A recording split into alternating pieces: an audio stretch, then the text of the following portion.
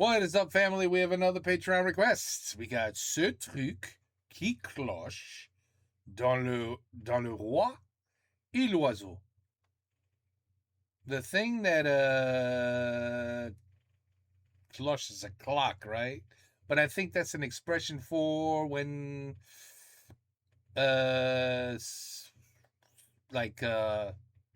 something's wrong. Something's wrong with this picture. That's what we say. We look at it. We say something's wrong with this picture. Anyway, ce truc qui cloche dans the king and the bird. I have no idea. Mesdames, Monsieur, Mesdemoiselles, Messieurs. Monsieur. Oh, pardon.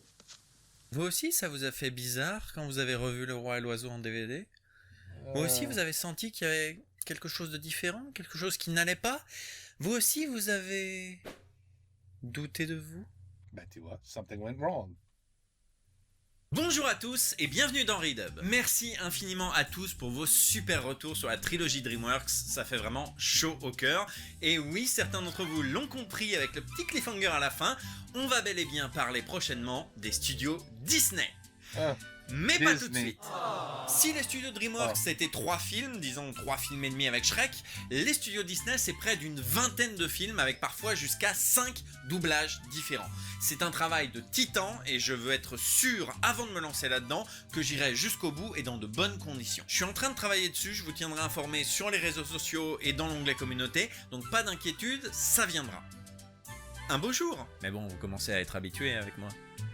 En attendant et en guise de rafraîchissement après ce gros marathon DreamWorks, je vous propose de nous intéresser à un trésor de l'animation française qui a inspiré moult réalisateurs à travers le monde, Le Roi et l'Oiseau. Oh, The Mockingbird. Le Roi et l'Oiseau est un film d'animation réalisé par Paul Grimaud et coécrit par Jacques Prévert, basé en partie sur un de leurs anciens films, La Bergère et le Ramoneur. Il raconte l'histoire d'un royaume totalitaire et d'un monarque despotique dont le portrait va tomber amoureux d'une jeune et jolie bergère, elle-même amoureuse d'un petit ramoneur de rien du tout. De rien du tout. J'ai grandi avec cette cassette, je connais toutes les répliques par cœur, notamment le début. L'histoire que nous allons avoir l'honneur et le plaisir de vous conter est une histoire Absolument véridique. Parfaitement. Elle est véridique. Elle m'est arrivée à moi. et à d'autres en même temps. Vous savez, quand on est un enfant des années 90 qui a grandi sans Netflix et sans téléchargement, les cassettes qu'on a, on les ponce encore et on finit par avoir gravé dans le crâne jusqu'à la musique même des répliques. Genre, ce n'était pas un bon roi. Ce n'était pas un bon roi. Il détestait tout le monde et tout le monde dans le pays le détestait aussi. Bon, rassurez-vous, je vais pas vous faire le film en entier. Mais le temps passe, les bandes Ok. de cassettes s'usent, le matériel se renouvelle, et quand on vieillit dans les années 2000, on a envie de redécouvrir d'un œil nouveau et sur nos outils modernes les œuvres qui ont bercé notre enfance. J'avais donc à l'époque payé une fortune pour obtenir le DVD du film pressé en très peu d'exemplaires. Et alors que je me faisais une joie de faire du karaoké comme je viens de le faire, voilà-t-il pas que... L'histoire que nous allons avoir l'honneur et le plaisir de vous conter est une histoire absolument véridique. Parfaitement, elle est véridique. Elle m'est arrivée à moi et à d'autres en même temps. Qu'est-ce que c'est que ces coqs-grues? Alors bien sûr, vous venez d'entendre la cassette de mon enfance et accessoirement vous regardez une vidéo qui s'appelle probablement le redoublage du Roi et l'Oiseau ou ce qu'on vous cache sur le Roi et l'Oiseau. Bref, vous savez. Mais moi, Never seen jeune this. fou qui n'ai pas vu le film depuis très longtemps, eh ben j'en viens à douter de moi. Aurais-je rêvé cette musicalité de la réplique? S'agit-il du fameux effet Mandela dont tout le monde parle sur le vaste web? Et c'est finalement à force de discussions sur des forums divers et variés que j'ai été enfin rassuré. Oui, le film a bel et bien été redoublé. Oh le twist! Et puis bon, j'ai revu ma cassette, Oui. comparé à ma cassette, et admis l'évidence. Parfaitement, elle est véridique. Elle m'est arrivée à moi. Parfaitement, elle est véridique. Elle m'est arrivée à moi. C'est pas les mêmes, c'est pas les mêmes. No, it looks better. It's remastered, they call it. Et alors là, si vous êtes un spectateur assidu de la chaîne, vous vous dites oui, Mr. Fox, attends une minute, je croyais que Le Roi et l'Oiseau c'était un film français. Alors est-ce que c'est vraiment du doublage si c'est un film français? Et puis dans ce cas-là, pourquoi redoubler un film français? Oui, dans ma tête, tu as cette voix-là. Je suis désolé. Pour comprendre les tenants et aboutissants de cette histoire, il faut Merci. s'intéresser un petit peu à la genèse du film Le Roi et l'Oiseau. En 1948, le réalisateur Paul Grimaud et le poète Jacques Prévert entament la réalisation au sein des studios d'animation Les Gémeaux d'un film d'une 60aine de minutes, La Bergère et le Ramoneur. Un film qui sortira en 1953 et que les deux auteurs renieront par la suite. En effet, le producteur André Sarru aurait grandement dévié de leur idée de départ, imposant une happy end et ajoutant un certain nombre de scènes jugées inutile voire discordante pour Paul Grimaud et Jacques Prévert. Cela dit, déjà à l'époque, le film fait grand bruit dans le monde de l'animation, y compris à l'international. Il est notamment une inspiration assumée pour les deux fondateurs du studio Ghibli, Isao Takahata et Hayao Miyazaki. Le robot du film notamment a inspiré ceux de Nausicaa et du Château dans le ciel, avant d'inspirer plus tard celui du Géant de fer et tout un tas d'autres robots. En 1967, le studio des Gémeaux fait faillite et Paul Grimaud se jette sur l'occasion pour racheter les négatifs originaux de son film. Lui vient alors l'idée de garder les parties dont il est fier de La Bergère et le Ramoneur, d'y ajouter ce qu'il manque d'après lui et d'accoucher du vrai film tel qu'il l'imaginait il y a 15 ans. Il gardera donc 40 minutes du film original sur les 60 et lancera le chantier de 40 minutes supplémentaires qui, en 1980 et après bien des déboires, formeront les 1h20 du film Le Roi et l'Oiseau. Une sorte de Snyder Cut avant l'heure en somme. Alors j'aurais adoré vous faire un petit comparatif entre les séquences initiales de La Bergère et le Ramoneur et les versions finales du Roi et l'Oiseau, mais malheureusement Paul Grimaud a mis sous clé la version initiale de La Bergère et le Ramoneur avec interdiction formelle de la présenter au public. Ce qui est un peu égoïste. Même très égoïste. Je suis le premier à défendre la vision des auteurs et la nécessité de respecter la volonté d'un réalisateur. Et s'il consacre une version de son film comme la bonne version du film, c'est son seul bon vouloir. Cela étant dit, je pense qu'il reste essentiel d'avoir accès à ce montage initial, ne serait-ce qu'à des fins d'analyse, afin de comprendre d'où l'on part et où est-ce qu'on arrive. Après tout, c'est ce montage-là, cette version-là, qui a obtenu les hurrahs du Festival de Venise en 1952. C'est ce film-là qui a fait forte impression sur des gens comme Hayao Miyazaki. Et j'estime que, à l'instar d'autres films dont les versions définitives ont été gravées dans le marbre, il est important qu'on puisse observer les différentes mutations du dit film. Alors vous pourrez trouver sur internet une version tirée d'un DVD anglais, mais avec un doublage anglais, et pas du tout les voix originales de Anouk Aimée, Serge Reggiani, Pierre Brasseur et Fernand Ledoux. Les seuls extraits aujourd'hui accessibles viennent du documentaire de Sébastien Merlet, S'il n'en reste qu'un, nous serons ces deux-là, disponible sur le Blu-ray du film. Pourquoi est-elle ronde? Parce qu'elle tourne. Pourquoi tourne-t-elle? Mais parce qu'elle est ronde. Comment tourne-t-elle? Autour du soleil. En 1980, donc, pour assurer une cohérence vocale globale du film Le Roi et l'Oiseau, les séquences déjà terminées de La Bergère et le Ramoneur ont bien été réenregistrées en même temps que les nouvelles séquences. Ok, mais ça explique pas du tout pourquoi la voix est différente entre la cassette et le DVD. C'est vrai. Mais t'as appris des trucs. Ouais, c'est vrai. En 2001, Studio Canal lance un grand travail de restauration du Studio film que le Canal. temps avait hélas bien abîmé pour une ressortie prévue en 2003. Et c'est à cette occasion que certaines répliques de l'oiseau changent. Le texte est le même, l'acteur est vraisemblablement le même, mais vous l'avez entendu, la musicalité des répliques est légèrement différente. Parfaitement, je le dis et je le maintiens. Assassin. Et j'ajoute même, tu es un vilain coco. Parfaitement, Vilain coco. un vilain coco. Parfaitement, je le dis et je le maintiens. Assassin. Et j'ajoute même, tu es un vilain coco. Parfaitement, un vilain coco. C'est pas pareil. C'est pas Mais non, c'est pas pareil parce que it's improved. You probably went from like 8-bit audio to like 16-bit, or, you know, maybe that's the first stereo, surround sound, you know, all that. As time goes on, all that improves. It has to change if you remaster it, pareil. 3 scènes sont right? sujettes à des changements. L'introduction du film par l'oiseau, la confrontation initiale entre l'oiseau et le roi, Et on appelle ça Sa Majesté.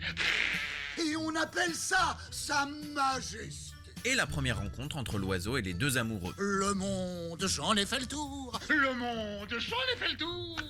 Tout le reste du film conserve les mêmes enregistrements de voix en dehors de ces 3 scènes. Sur Wikipédia, Planète Jeunesse et d'autres sources d'informations spécialisées, ça ne fait pas un pli, le film a partiellement été redoublé, en l'occurrence par le comédien de l'époque, Jean Martin. Ça s'entend, c'est lui. Sauf que c'est pas si simple. Pas si simple du tout. Et ce qui devait être une petite émission tranquille pour reprendre tranquillement les read-up, est devenu un immense tas de boue que je regrette amèrement d'avoir remué. J'ai commencé par feuilleter la documentation contenue dans le coffret Blu-ray. Il y est fait mention du long processus de restauration de l'image, mais assez peu de la restauration du son. On sait juste que le film est passé d'un mixage en mono à un mixage en stéréo grâce à la bande originale de Tu vois? Wojciech Kilar, originalement enregistrée en stéréo. Il y est fait mention des studios Dubbing Brothers, que vous commencez à connaître, et de la responsable de la restauration du film, Béatrice Valbin. Parfait, ça me fait une personne à contacter. Je prends donc contact avec Béatrice Valbin, que j'ai trouvée assez évasive au téléphone. Il faut dire que tout ça date un peu. Elle me demande si j'ai pris contact avec les héritiers de Paul Grimaud. Je lui dis que non et qu'ils sont pas vraiment concernés par cette histoire. Les informations que je recherche, c'est elle, la restauratrice du film, qui les a. Elle me demande alors de lui envoyer ma liste de questions par email, ce que je fais. Mes questions partent du principe que les quelques passages du film ont bel et bien été redoublés et je lui demande dans quelles conditions. Quelques jours plus tard, je reçois une réponse non pas de Béatrice Valbin, mais de Henri Grimaud, l'héritier de Paul Grimaud. I was waiting for a lawyer to respond. Henri Grimaud qui m'explique donc que toutes mes questions partent du principe que le film a été redoublé, alors que non, le film n'a pas été redoublé. D'ailleurs, aucun réenregistrement n'a eu lieu, et ce sont uniquement les répliques d'origine et les effets d'origine qui ont été utilisés pour la restauration. I believe it. Non. Pourquoi C'est pas? compliqué d'expliquer à l'héritier du réalisateur d'un film que non, il a tort. C'est vraiment compliqué. Alors évidemment, j'y ai mis toutes les formes du monde, au risque de sembler cavalier, voire effronté, je me permets d'insister. Je veux dire, j'ai les extraits de l'intro avec moi. Et ils sont assez éloquents. Parfaitement, elle est véridique. Parfaitement, elle est véridique. Pas assez éloquents pour I mean, Blu-ray. Are you kidding me? That everybody went crazy when Blu-ray came out. Béatrice Valbin, visiblement, qui m'explique par téléphone après que j'ai insisté que vous avez le son d'une cassette vidéo, c'est normal que ça sonne pas pareil qu'une copie restaurée. Je suis con, dis-le carrément! Bon, je me suis pas braqué, mais j'avoue que c'est un petit peu agaçant d'être pris pour quelqu'un qui sait pas qu'un film en cassette pâle est accéléré et que une faible qualité audio peut créer une pareille idiolie auditive. Alors bon, j'insiste, j'explique que non, c'est pas une histoire de qualité audio, on entend bien que c'est pas la même interprétation. Elle, de son côté, m'explique qu'ils ont bien utilisé les enregistrements d'origine. On va pas s'en sortir, on va pas s'en sortir, on va pas s'en sortir, on va pas s'en sortir. C'est à ce moment-là que j'ai émis une hypothèse en repensant à la manière dont le son du film avait été restauré. Quand on imagine la restauration du son d'un film, on imagine une pellicule plongée dans un bain de... on sait pas trop quel liquide qui nettoierait certaines impuretés. Enfin, comme les mecs sur YouTube qui déjaunissent les vieilles consoles, quoi. Ou alors numériquement, un filtre qui enlève les poussières sonores, un autre qui booste les sons graves que le temps a atténués. Enfin, on sait pas trop, mais dans tous les cas, on imagine le son du film restauré intégralement. Sauf que ça se passe pas vraiment comme ça. Et dans le cas du Roi et l'Oiseau, ça s'est carrément pas passé comme ça. Dans le dossier de presse, Béatrice Valbin évoque la bande originale de Wojciech Kilar, très clairement un des aspects du film que les gens ont le plus retenu. Oula oui non, pardon, mais plus de 3 secondes, ça va être strike sur YouTube. Mais je vous jure, vous la connaissez la musique, attendez. Even he knows. Even he knows about YouTube. Vous allez voir, vous allez reconnaître. Alors... ouais, vous allez reconnaître.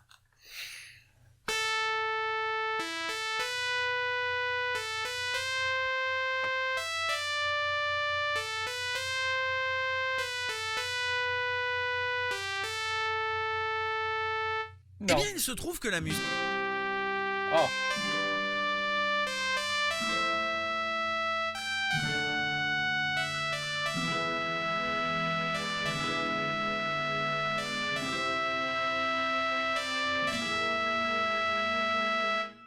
Eh bien, il se trouve que la musique, comme tout le reste...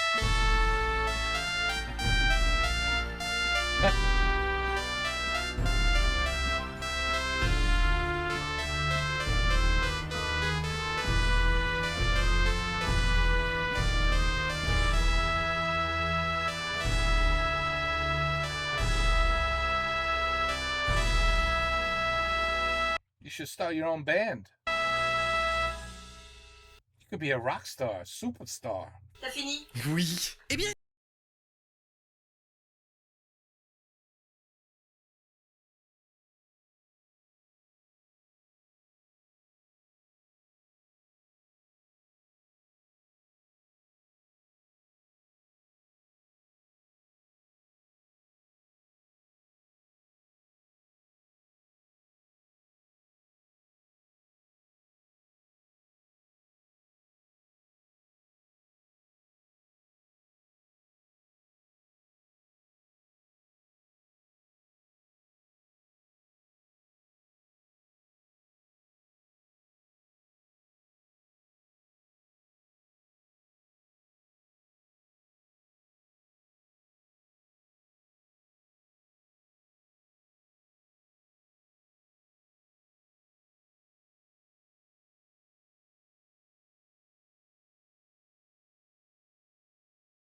de la cassette. Ah. OK. Ah bon. Ça a été très dur de cacher mon scepticisme.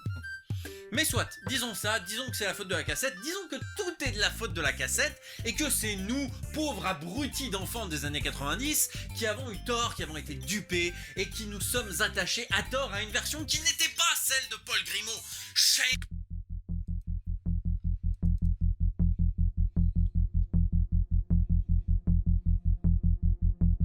L'histoire que nous allons avoir l'honneur et le plaisir de vous conter est une histoire absolument véridique. C'est pour ça qu'on a appelé ça le film Le Roi et l'Oiseau, c'est toute l'histoire. Parfaitement. It's really intéressant.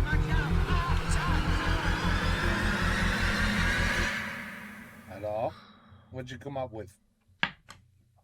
Quoi? Depuis le début, j'avais tout faux.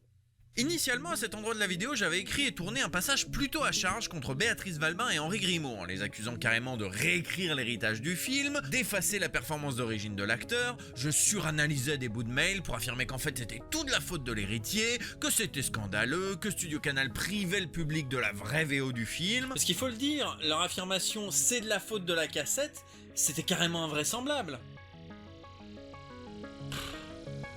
Et pourtant. J'étais en train de monter ce passage de la vidéo quand j'ai revisionné la bande-annonce d'origine du film disponible sur le DVD Studio Canal. Et là, Absolument véridique. Parfaitement, elle est véridique. Elle m'est arrivée à moi et à d'autres.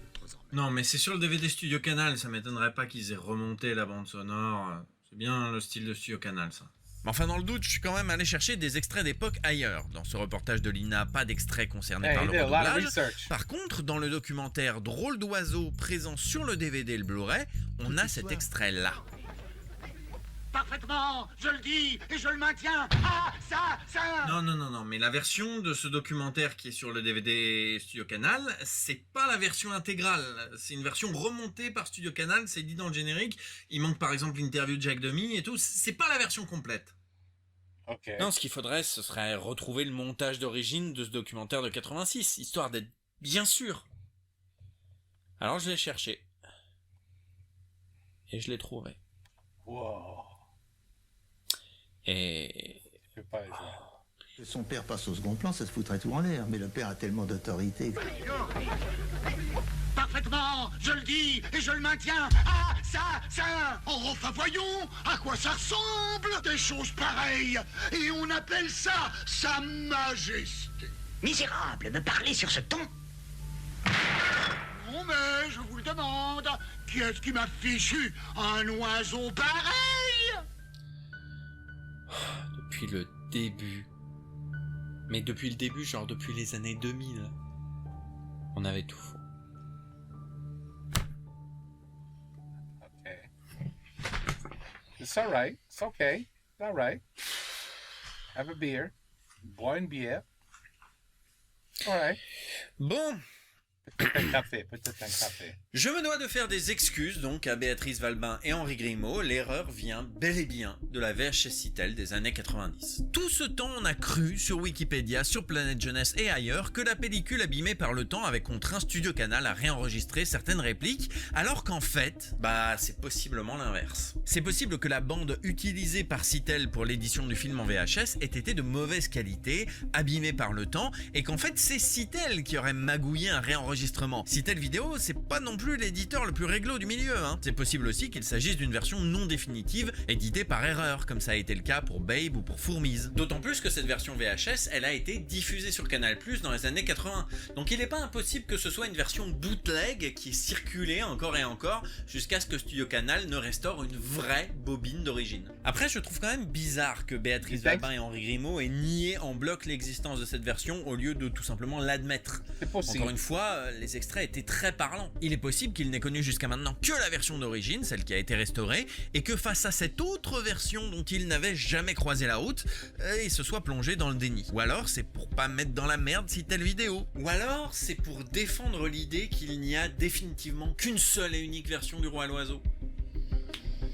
Ça collerait avec le fait d'avoir interdit l'exploitation de la bergère ramoneur. Il est possible aussi que ces deux versions soient dues à un désaccord au sein de l'équipe du film. Si Paul Grimaud reste son réalisateur, les voix ont été en partie choisies et dirigées par Pierre Prévert, frère de Jacques Prévert, très impliqué dans la création du Roi à l'Oiseau, notamment après la mort de Jacques Prévert. Il n'est pas impossible qu'une des versions soit celle de Pierre Prévert, qu'une autre soit celle de Paul Grimaud, et que l'une ou l'autre ait été éditée selon l'influence de l'un ou de l'autre ou de leurs héritiers sur l'édition concernée. De toute évidence, il y a un loup ici, une omerta, un truc pas clair. D'ailleurs, Citel n'a pas répondu à mes demandes sur le sujet. Mais ce qui est certain, en revanche, c'est que Henri Grimaud et Béatrice Valbin étaient finalement dans le vrai. Aucun réenregistrement n'a eu lieu pour la sortie du film en DVD puis en Blu-ray. Bon, mais au bout du compte, qu'est-ce que ça change ? Comparons un peu les deux versions. L'oiseau de la VHS est un oiseau espiègle, farceur, qui en fait des caisses, là où l'oiseau original est plus sage. Tu es un vilain coco! Parfaitement, un vilain coco! Tu es un vilain coco, parfaitement un vilain coco. L'oiseau de la VHS module beaucoup dans sa voix, monte dans les aigus à la moindre occasion, là où l'oiseau original est plus monocorde. Un petit imprudent! Il s'est fait prendre au piège! Et c'est pas la première fois que ça lui arrive! C'est un petit imprudent. Il s'est fait prendre au piège et c'est pas la première fois que ça lui arrive. L'oiseau de la VHS a une élocution plus rapide, là où l'oiseau original est plus lent. Qu'est-ce qui m'a fichu un oiseau pareil? Qui est-ce qui m'a fichu un oiseau pareil? Alors on pourrait se dire que c'est pas grand chose, que c'était pas la peine d'en faire tout un fromage, mais ces quelques changements ont quand même un impact sur la dynamique des dites scènes. Dans ce passage, l'oiseau de la VHS se fait tirer dessus, attend d'être en sécurité, puis nargue le roi et s'échappe en ricanant. Misérable, me parler sur ce ton? Non mais, je vous le demande, qu'est-ce qui m'a fichu un oiseau pareil? L'oiseau original n'attend même pas d'être à l'abri pour la ramener, puis s'échappe sans ricaner. Misérable, me parler sur ce ton? Non mais je vous le demande, qui est-ce qui m'a fichu un oiseau pareil?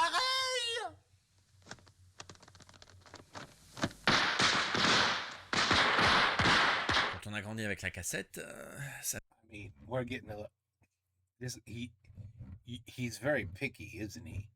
He's very picky. I don't know how amazing this movie is to you guys. Parce que moi, I have no clue. I never even heard of this movie. I don't know nothing about this movie, but I could tell you that I think I prefer the better quality one. I don't know. I would. I don't know. I don't think I would. Do you really care that the voice is off by a couple octaves? I mean, I don't know. fait un vide. Dans cet autre passage, si les intonations sont très proches, les deux versions ne finissent pas du tout en même temps. Et là où l'oiseau de la VHS laissait un petit temps de silence entre la fin de la présentation et le premier coup de feu, l'oiseau original termine plus tard et donc le coup de feu succède plus rapidement. Franchement, quand on les superpose, c'est flagrant. Enfin, pour tout vous dire, nous n'étions pas amis. Nous n'étions Oh, it's a little delayed by 2 seconds. Oh là là. pas amis. Enfin, dans la troisième séquence, l'oiseau de la VHS nous parle de la fête à Neuilly, avec la joie qui s'impose en battant des ailes. Le canal de Panama et la fête à Neuilly. Merveille du monde, 4e leçon. Là où l'oiseau original termine son énumération dans le calme, un peu plus tôt, et du coup se dandine pour rien pendant quelques secondes, créant un court moment de flottement. Le canal de Panama et la fête à Neuilly. Merveille du monde. So ça c'était chiant that he tapped on the roof for at least 2 seconds. It was unnecessary. C'est pas qu'il dit. 4e leçon. Donc sans en faire des caisses, oui, cette nouvelle version, ou cette ancienne comme vous voulez, change le film. Alors, au final... Ok. Bah au final je suis un petit peu emmerdé. J'avais prévu de déverser mon seum contre cet éditeur incompétent qui avait modifié le film de mon enfance, et je découvre que la version de mon enfance est une version déformée de l'œuvre d'origine que j'aime tant.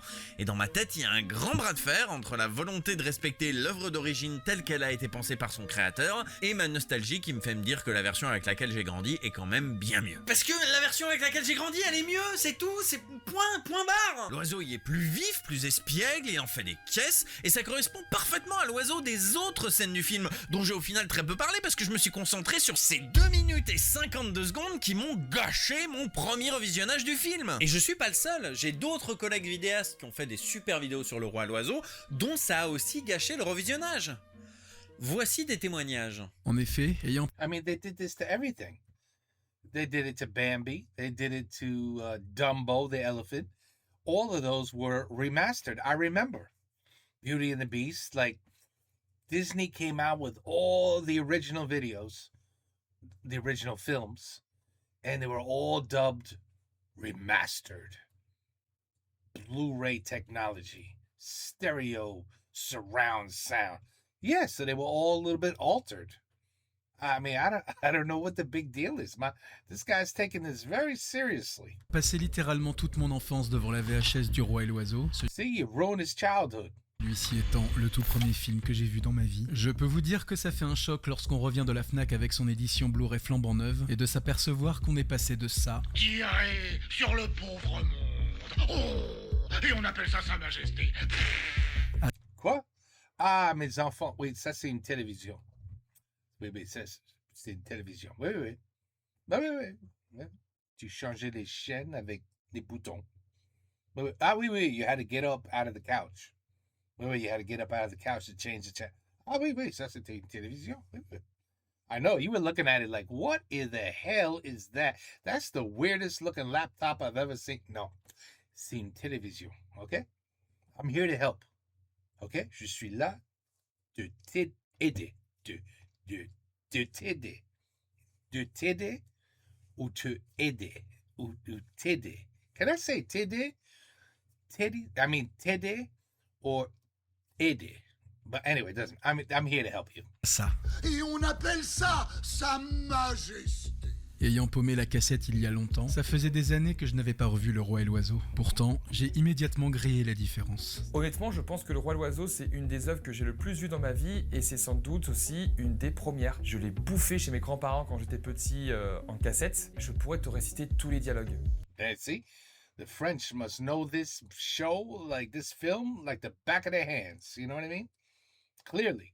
Voire même dans Very l'intonation popular. d'origine. Il y a quelque chose de différent et qui me gêne un petit peu en fait. On a le même acteur, on a les mêmes dialogues, mais c'est pas du tout les mêmes intonations. C'est pas la même façon de parler, c'est pas la même façon de bien appuyer sur les mots ou quoi que ce soit. J'irai pas jusqu'à dire que c'est désagréable, mais c'est vrai que moi ça me gêne un peu quoi. Et ça me gâche un peu l'expérience en fait. C'est con, c'est un détail, mais pour moi c'était important.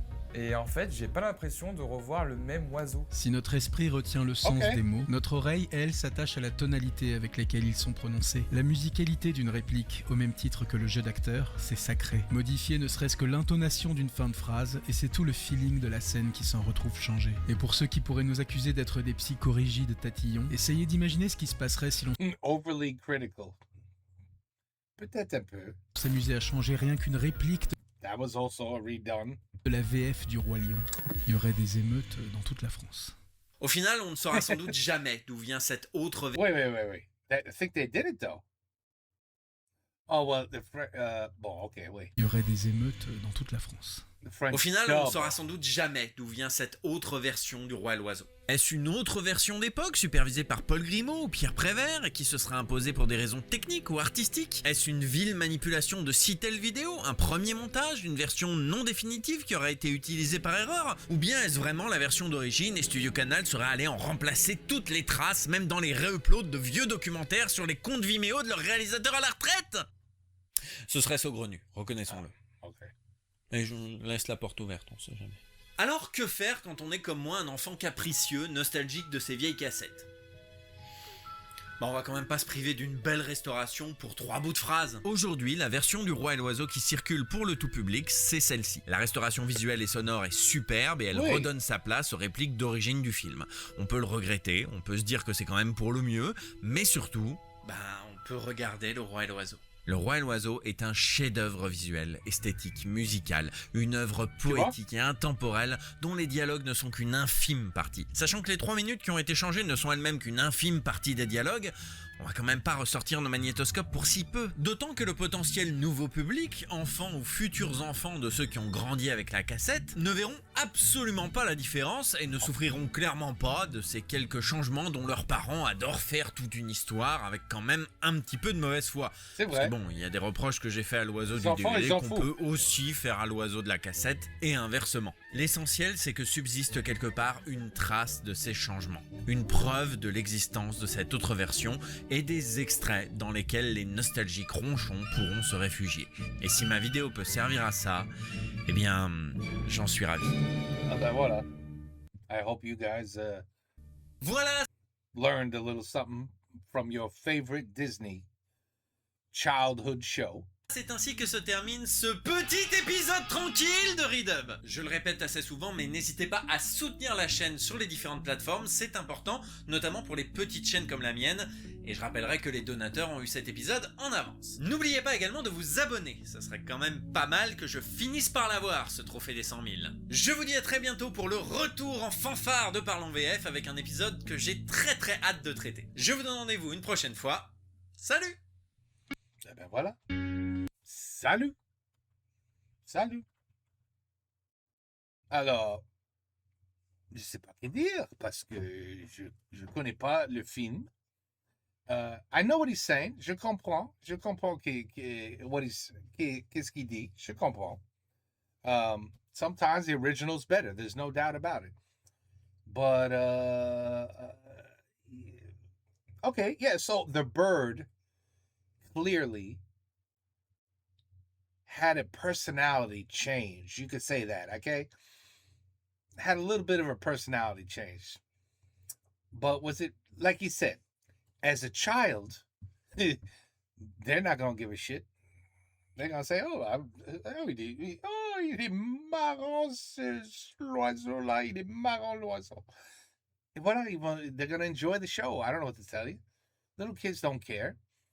And I don't know how many adults really are watching this still. I mean, man. I mean, Lion King was Lion King kicked ass. Aladdin kicked ass. But I really haven't watched anything new. I don't really know if there's any good new Disney movies. I'm more of, I like the classics. But when they redid the classics, I was like, damn, it looks good. It sounds great. Oh my God. The music in stereo sounded incredible because all those Disney, animated films were always had great music. They always had really good music. So if you could hear it in stereo, why not? But okay, I mean, I'm going to give him the benefit of the doubt that I kind of agree that the bird did lose his personality a little bit. His personality changed by the difference in audio. But I didn't think it was a different tape from the beginning. Matter of fact, I think I said it. I said, no, it's the same. It's the same. Everything's the same. It's just of a different quality. And that affects it. Clearly. We just saw it. So anyway, I don't know. Hope you enjoyed it because I really didn't, it's hard for me to look at this when I've never seen the film. But again, it's not really about the film. For you guys, it is because you love that film. I could tell. It's probably huge in France. But for me, it was about him, understanding what his complaint was. And in the beginning, I was like, he's being a little ridiculous. But he made a good point. He did. He made a good point about the bird. He did. And who cares? I don't know. For me, the bird, skipping around on the roof instead of talking and waiting 2 more seconds. I don't know. It's my fault. Okay. Anyway, hope you enjoyed. Hope it brought back good memories for you to see this film, which I assume was one of your best as a child. Take care. Peace out. À la prochaine.